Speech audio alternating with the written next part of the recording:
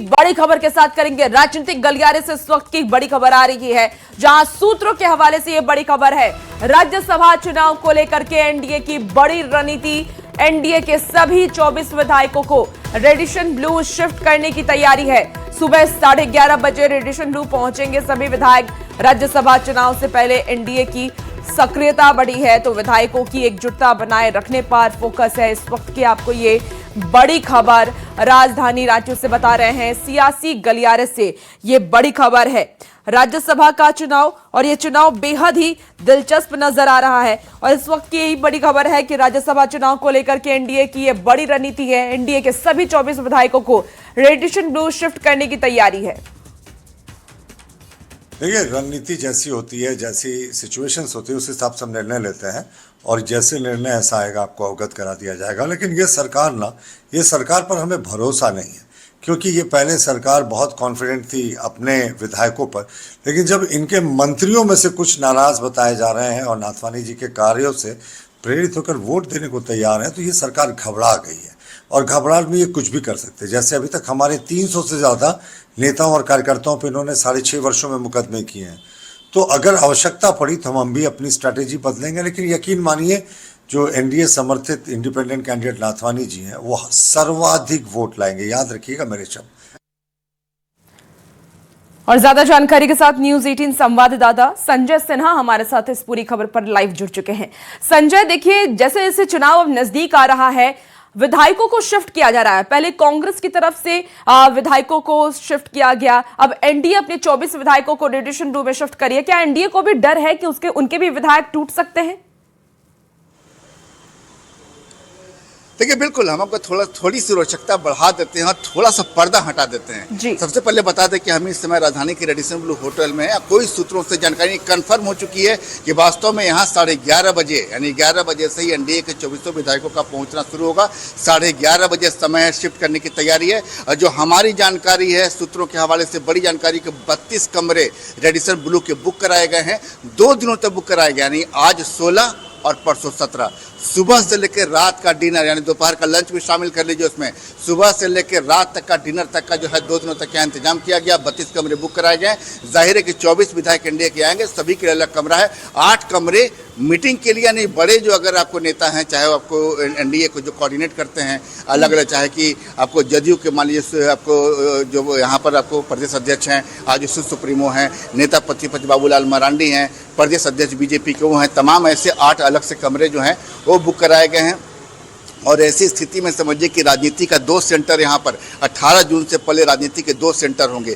पहला centre NDA के लिए रेडिशन ब्लू बनेगा और दूसरा सेंटर बनेगा गठबंधन के लिए मुख्यमंत्री आवास।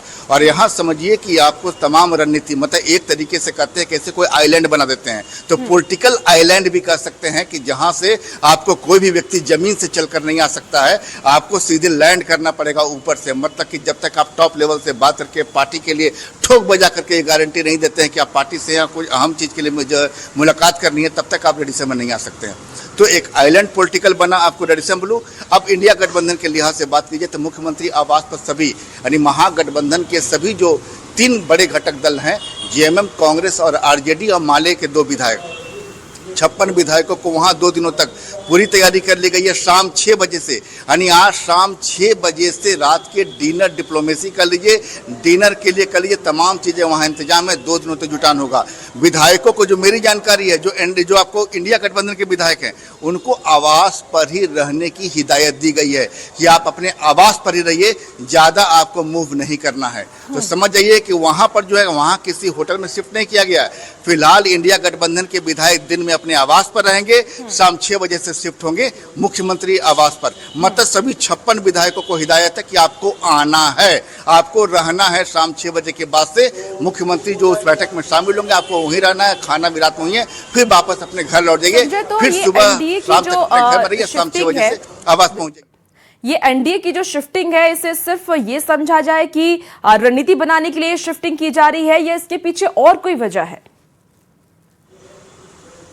देखिए, बहुत अच्छा सवाल आपने पूछा है। सबसे बड़ी बात यह है कि यहाँ जो रणनीति बनाने के साथ साथ, मैंने शुरुआत में कहा है पॉलिटिकल आइलैंड, कि आपका संपर्क, संबंध, नाता सब 2 दिनों तक तोड़ दिया जाए। आप किसी उस व्यक्ति से मुलाकात नहीं करें जिससे आपको मुलाकात नहीं करना है, कोई सूत्रधार आपका नहीं बने जिनसे आपको मुलाकात नहीं करना है। तो ऐसी स्थिति में यहाँ पर तमाम रणनीति बनेगी। कल भी एनडीए की जो बैठक हुई थी प्रदेश बीजेपी कार्यालय में, तो बीजेपी के बीजेपी कल ने कुल 7 विधायक वहां नहीं पहुंचे थे, जिसमें बीजेपी के आपको विधायक प्रकाश राम जो कि लातेहार सुरक्षित सीट से बीजेपी के विधायक हैं, उससे फिर एक सरयू राय जी थे, चंपई सोरेन थे, फिर आपको ऐसे 7 विधायक। हालांकि बाद में तमाम लोगों ने मुलाकात की तस्वीरें भी सामने आई। इस आप देखें कि चंपई सोरेन के साथ परिमल नाथवानी जी की मुलाकात की तस्वीरें सामने आई और ये दावा किया गया कि कुछ लोग अपने अपने रीजन से शामिल नहीं हो सके और उन्होंने अपने उपस्थित नहीं होने का कारण भी पार्टी को बता दिया है। लेकिन एक एहतियातन कदम होता है कि अब ऐसी स्थिति में जब आपको 48 घंटे रह गए हैं तो कोई भी यहाँ पर पार्टी नहीं चाहती कि कोई हल्की सी चूक परिणाम का असर बन जाए। तो कुल मिलाकर समझ जाइए कि यहाँ पर एनडीए भी सतर्क है, अपने 24 विधायकों के साथ 4 विधायक अरेंज करने हैं और ये पार्टी की ओर से लगातार कहा जा रहा है कि अंतरात्मा की आवाज पर गठबंधन में शामिल 4 से ज़्यादा विधायक अपना वोट जो निर्दलीय विधायक हैं, जो बीजेपी समर्थित प्रत्याशी हैं, उनके पक्ष में करेंगे। और फिर वहां से कहा जा रहा है, गठबंधन की बात करें तो हमारे 56 एकजुट हैं। जी संजय, क्योंकि देखिए 24 विधायक बीजेपी के पास हैं, 4 का उन्हें और समर्थन चाहिए जिससे कि वो जीत दर्ज करा सकते हैं। कितनी बड़ी चुनौती आपको लग रही है एनडीए के लिए इस वक्त? देखिए, राज्यसभा का जो चुनाव होता है ना, उसमें बहुत एक कमाल की चीज होती है कि व्हिप जारी नहीं होता है। आप अभी हमसे बातचीत कर रही हैं जी, बातचीत करने के बाद आपने सवाल कुछ पूछा, मैंने आपको ऑफिशियल जवाब दिया। जब ये लाइव कट होगा तो फिर हम आपसे पर्सनल बात करेंगे। तो जो पर्सनल टॉक जो होता है वही निर्णायक असर होता है। कुल मिलाकर समझ जाइए कि यहाँ पर आपने सवाल जो पूछा उसका जवाब यही है कि भले ही यहाँ पर एकजुटता का दावा किया जा रहा हो, किसी भी घटक के दल की बात करें, हम एक दल की बात नहीं करें, एनडीए के लिहाज से बात करें, तो लगातार ये दावा किया गया है कि वहाँ से लोग बीजेपी समर्थित प्रत्याशी को वोट करना चाहते हैं। मतलब अंतरात्मा की आवाज पर, अंतरात्मा के मायने आप खूब समझती हैं। तो कहने का मतलब कि वहां से लोग संपर्क संबंध जो है, भले ही यहाँ पे एकजुटता का दावा हो, 2 दिन तक हम आपके साथ रहें, लेकिन वोट जब हम देने के लिए पहुंचेंगे विधानसभा में तो वहां पर मेरी अंतरात्मा की कॉल होगी। 2 दिन तक मैं रेडिसन में रहा, 2 दिन तक हम सीएम आवास में रहे। और इसीलिए कहते हैं कि राजनीति में कोई सगा नहीं होता और राजनीति में कभी भी कुछ भी संभव है।